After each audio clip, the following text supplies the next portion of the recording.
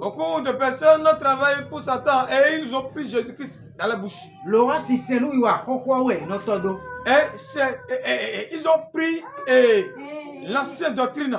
Mais si fait de la manière. Mais cette manière de faire montre que ces gens de personnes n'ont pas Jésus-Christ à eux. Mais l'Éternel nous envoie par nos paroles. Mais pour tous ceux qui ne connaissent rien, et dans leurs enseignements, dans leur assemblement, ils ne connaissent pas de savoir à le connaître. Pas nous.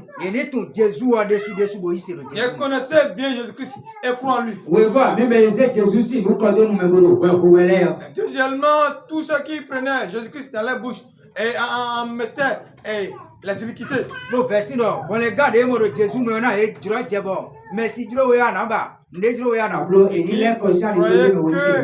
salut de Jésus-Christ qui est en lui et en eux, c'est à cause de cela dont ils vont continuer à chercher la femme de Dieu. Retourner de ses voies et chercher Jésus-Christ et croire en lui. Parce qu'en Jésus-Christ, on utilisait la vie sainte.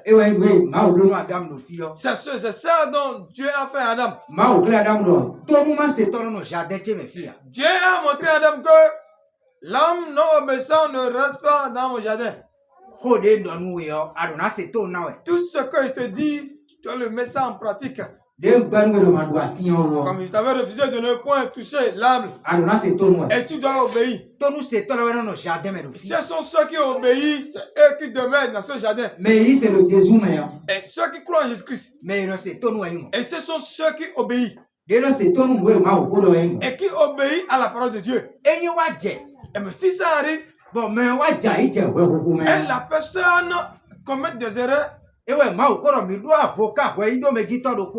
parole de Dieu nous a dit, nous avons un avocat qui nous sauve. Et qui nous sauve. Et c'est lui qui est Jésus-Christ. Et si la personne commet des iniquités, c'est pas qu'il vit dans le péché.